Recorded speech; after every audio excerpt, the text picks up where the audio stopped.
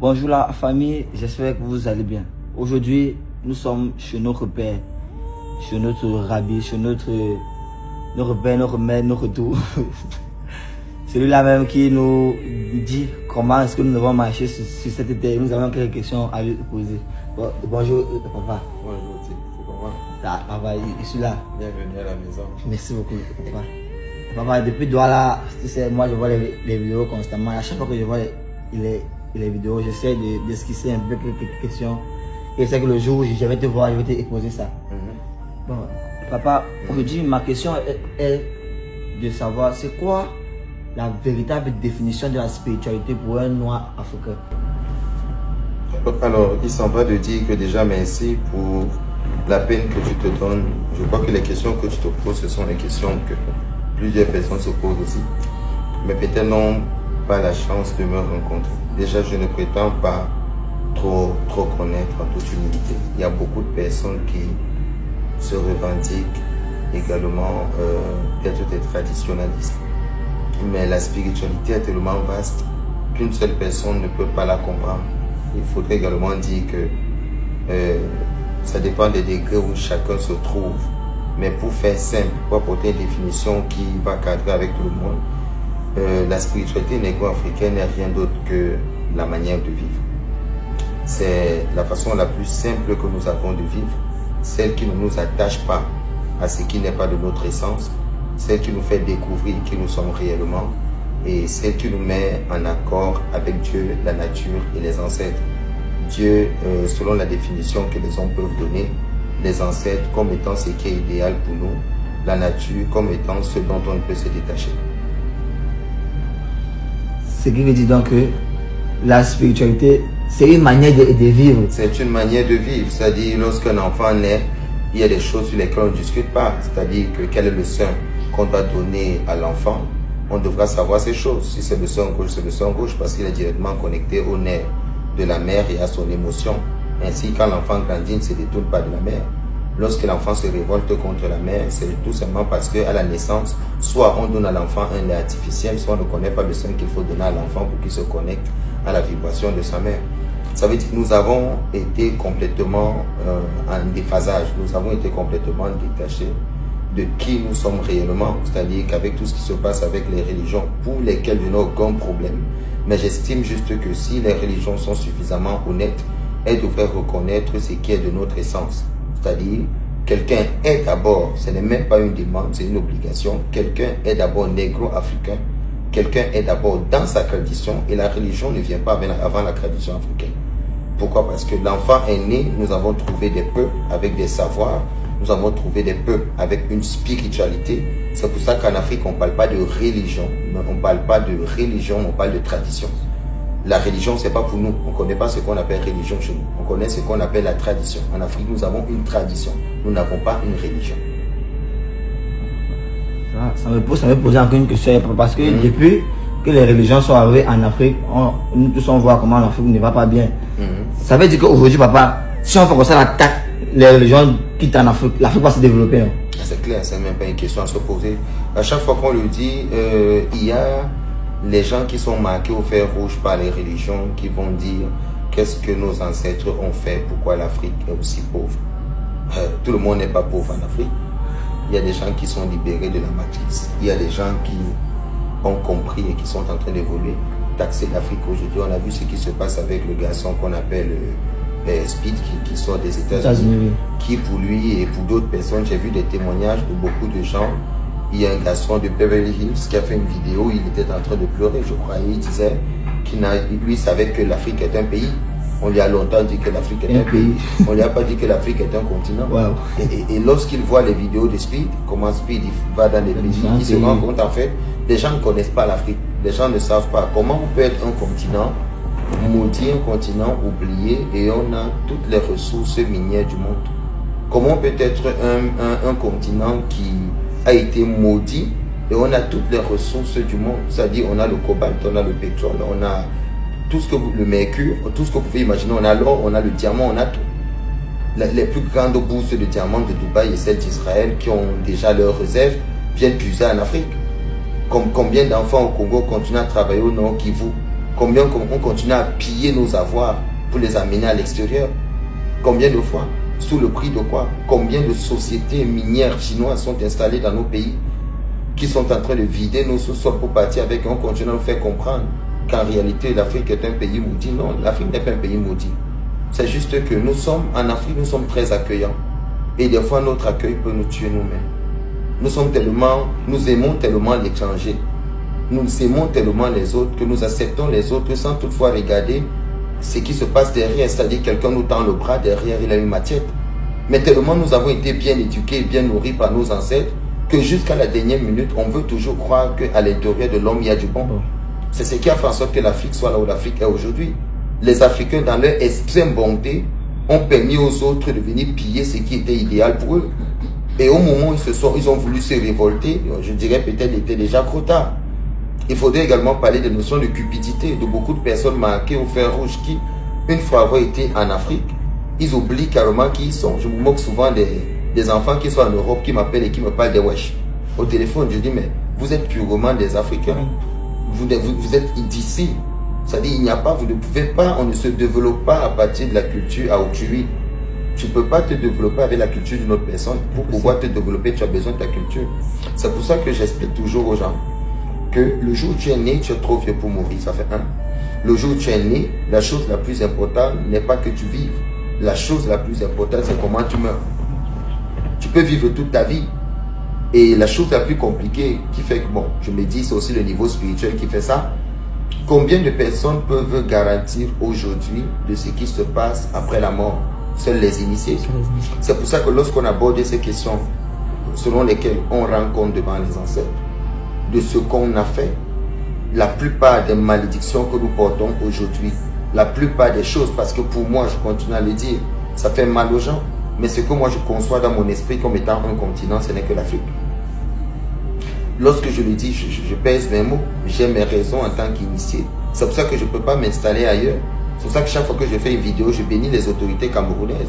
Parce que si nous ne valorisons pas nos autorités, nos cultures et l'opportunité que l'État camerounais a pu nous donner, nous en Afrique, de pouvoir, nous au Cameroun, de pouvoir valoriser la culture, de pouvoir défendre nos valeurs, mais nous serons absorbés par ces intermédiaires qui viennent partout. Combien de pasteurs viennent me voir ici pour demander un pouvoir, un talisman, une relique, pour pouvoir manipuler, les énergies. Même si on laisse le côté des pasteurs, combien d'hommes viennent me voir? Bon, s'il te plaît, j'ai besoin que tu me donnes telle chose pour que telle fille commence à m'écouter parce qu'elle ne m'écoute pas.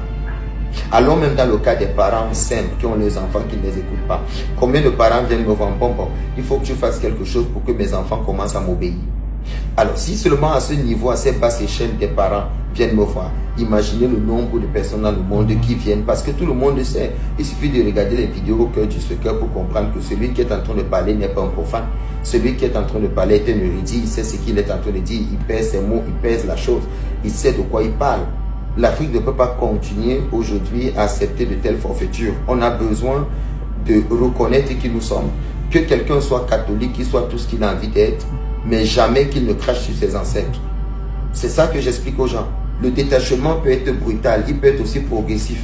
Il devra aller doucement. C'est-à-dire que quelqu'un qui a mis beaucoup de temps dans l'église, à qui on a fait comprendre que ses ancêtres c'est des maudits, et que ce qu'ils appellent la sorcellerie, qui pour nous est une science, c'est la pire des choses qui puissent exister. Mais lorsque l'enfant est malade, on va voir la mémé du village qui va prendre quelques plantes pour venir puger l'enfant et puis l'enfant guérit. Lorsque l'enfant ne va pas bien, on court au village, aller voir tel, le pasteur en ce moment est impuissant. La religion, la tradition, autant pour moi aujourd'hui, est devenue le seul recours lorsque la religion ne parvient plus à travailler. Oui. Lorsque la religion est incapable de résoudre certains problèmes, on vient en cachette.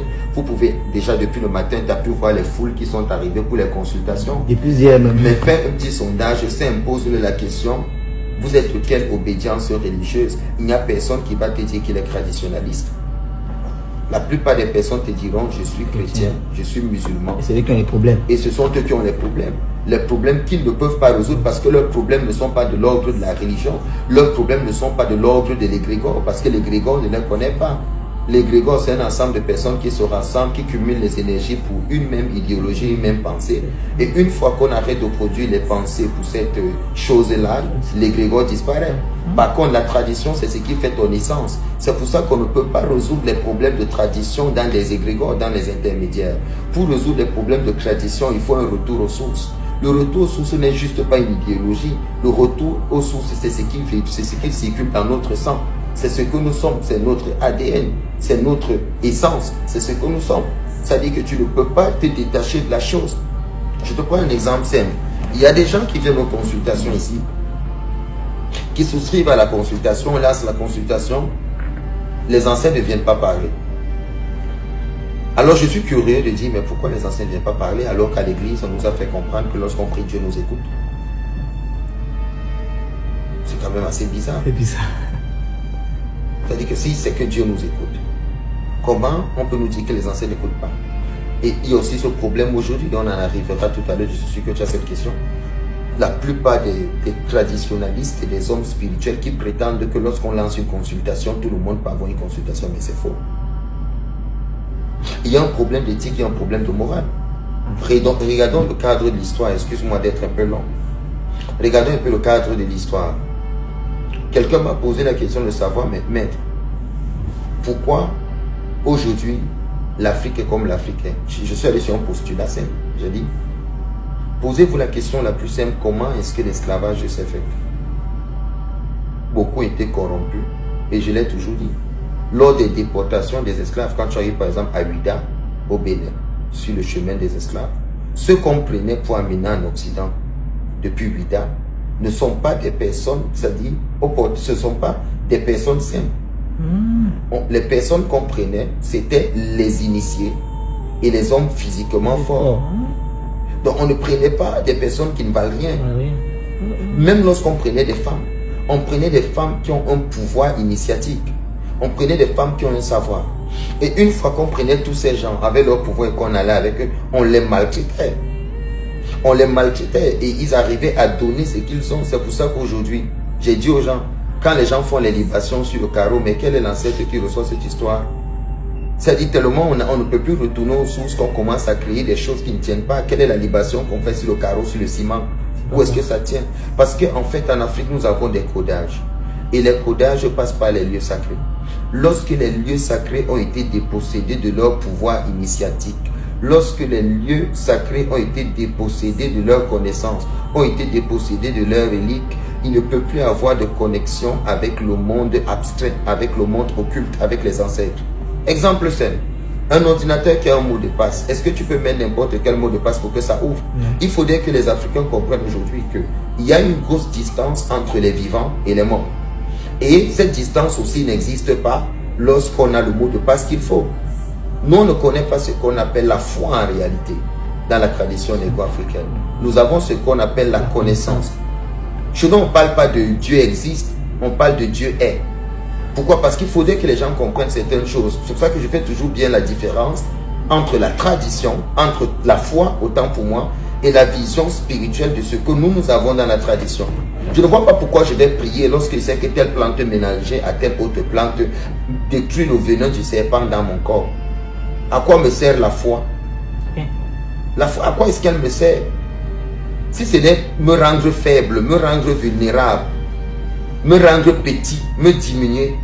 Quand je sais que quand je prends telle libouille, ça dit telle plante, je mélange avec telle libouille, je macère, je mets sur telle blessure, la blessure guérit. À quoi me sert donc la prière en ce moment-là, lorsque j'ai la plante qu'il faut? Rien du tout.